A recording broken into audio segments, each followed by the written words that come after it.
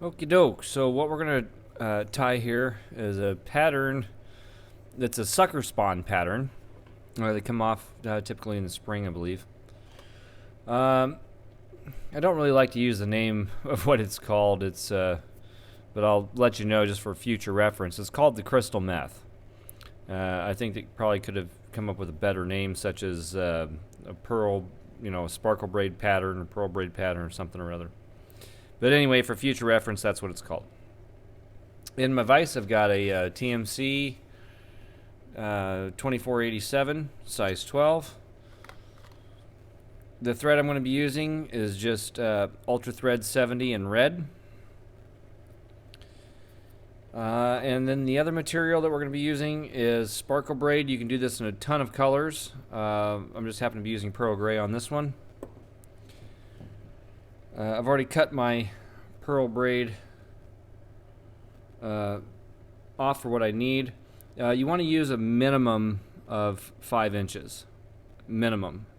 I'm using closer to 6.5 here. Makes it a little easier. So anyway, we'll get started.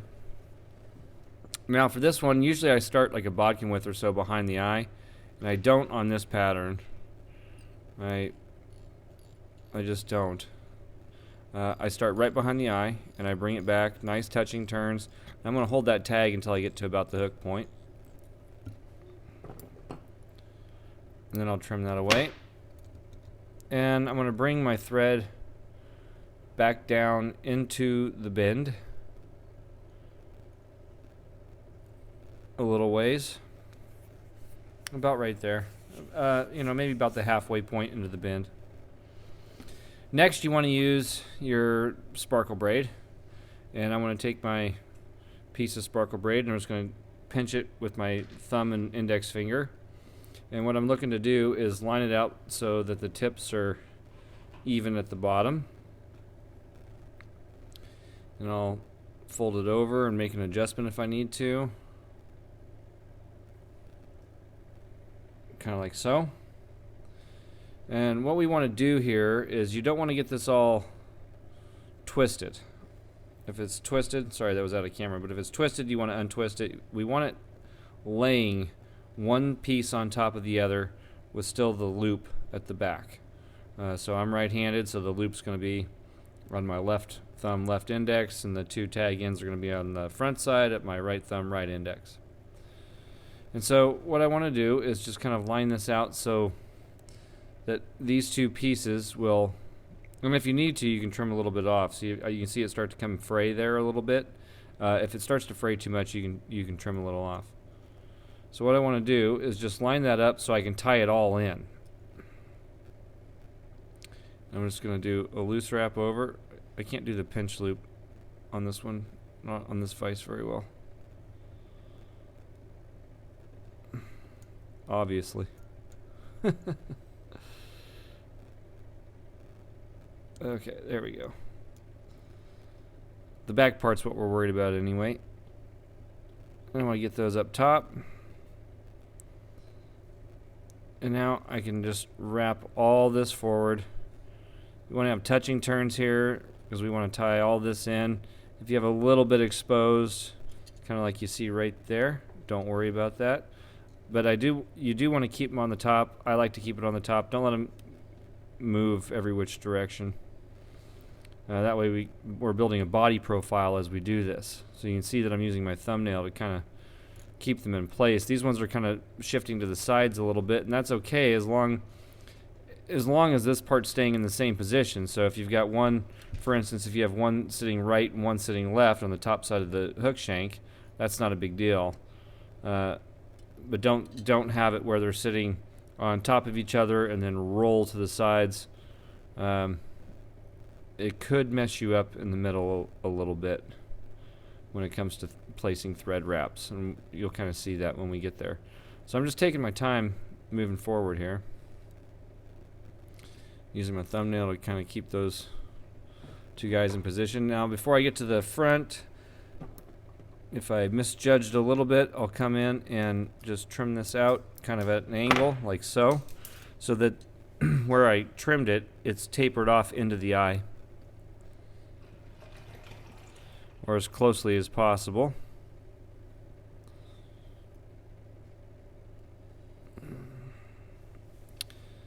And there we go. I'm just going to bring it all the way back up.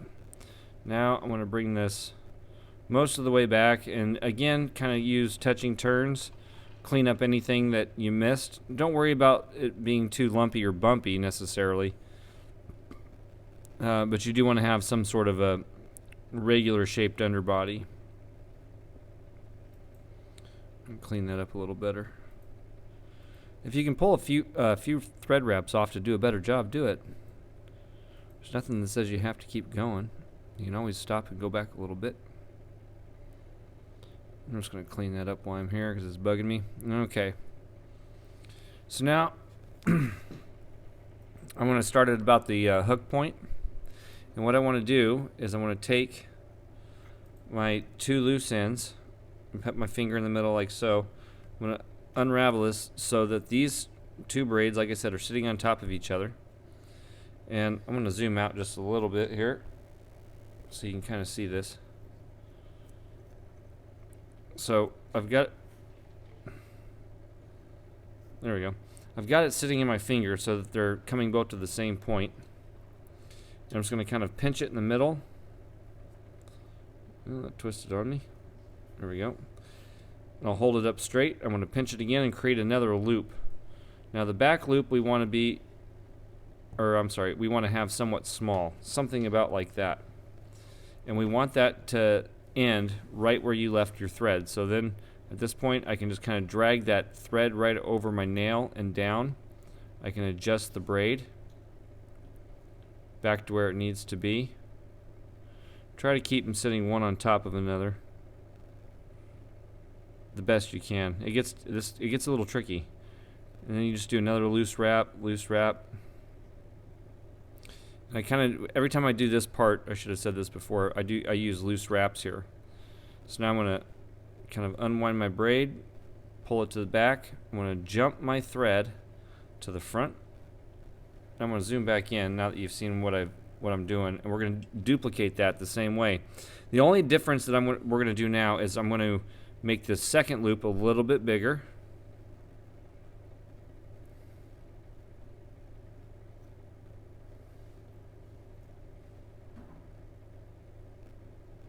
Kind of like so. Now, loose wrap, kind of using my thumbnail as the guide on that first wrap. If you need to adjust everything, make sure it stays the same, pick up your material, lay it where you want it, just like I just did there. Super simple adjustment to make on that. You know, it's just a little technique there. Then we'll put a second, I'll put a third in. You can kind of tighten down, and then that's going to sit right on top like so. And we're going to do this again. I'm going to lift my material up, jump my thread forward, advance it forward a little bit, fold it all over.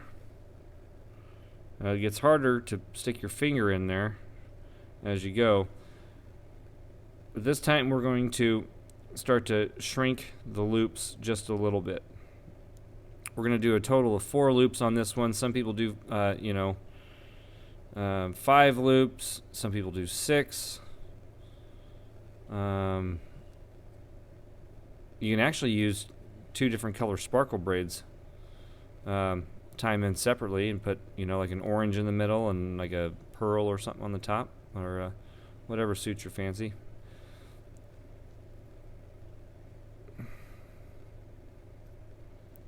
Try that again. There we go. Had to use the old other finger technique.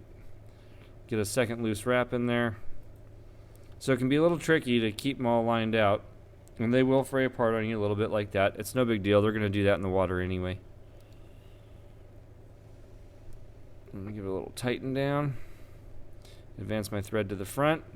Now, the last time that I do this, I want to stop a bodkin, at minimum a bodkin width from behind the eye, so that I've got room to tie in my head, or make my head, I should say, with my thread. And then this final loop, same thing. We're just going to make that a little bit smaller so you can kind of see how it goes small or medium, large, medium, small. And that's just kind of the pattern that we're going to follow here. And up by the eye, it gets a little more difficult. I can get that pinch ramp in there because my vise isn't in the way. Tighten that down. You can also, if you wanted to, you could just add a 6th one here. If you come to the actual dimension that you need, or I'm sorry, not dimension, the length that you need of sparkle braid, you take a ruler or something and say, hey, this is exactly what I need for that. You can add a 5th one right here just by actually just leaving this one in place. This one's too big for me, but you'd want it smaller than this front one. And then you could just go ahead and add that. Otherwise, you can try to fold it over and get a little small one like that. I'll go ahead and do it, I guess, since I have the length on the sparkle braid. 4 is really all you need. You can just trim that off. But again, you're going to be up right behind this eye, like so. And you're going to need a wrap back to kind of build a little head. And then always the challenge is here. Now, as you can see, I've got this material right up on my eye. What do? So if you go that route, jump that thread to the front and start wrapping back over all that material. If you go that route. If not, just stop it on that 4th turn and it'll work just fine. You know, it's not going to be a make or break thing. So I just kind of went and added that for everybody that wants to add more or has more. So that's going to be a common problem, is that material sitting over your eye. So you can take your bodkin, if it's got a hole in the back. If it's got a hole in the back, you can kind of push it to the back and roll your thread right off of that bodkin to get it out of the way. And then just come in and tighten it down. And if you got a little bit of glitter hanging out front there, a little sparkle braid, no big deal.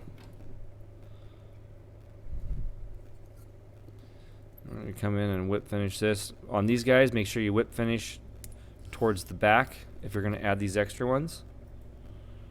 And just pull it tight. Trim it off. And my eye's pretty clean. I got a little bit there, but that's okay. So there you go. That's the sucker spawn pattern called the crystal meth. Again, I wish they would have named it something else.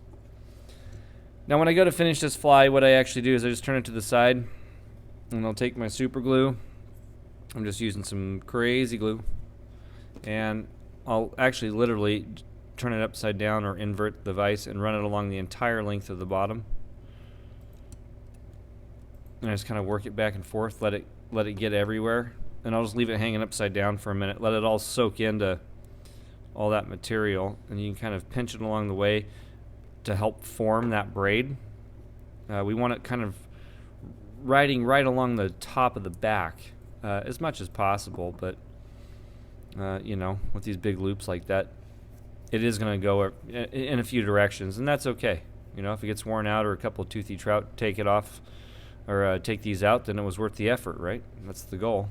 So, just to catch some of those guys. So, there you go. Little sucker spawn pattern. I believe this was designed for steelhead, if I remember correctly, but I've seen a bunch of people use it for trout. So, there you go. If you liked the video, please subscribe, share. As always, if you're not a member of our Facebook group, Fly Tying for Beginners, this is one of the videos that we're doing right here that comes out with the classes that we do. We do a block session of 4 classes. We call them a session.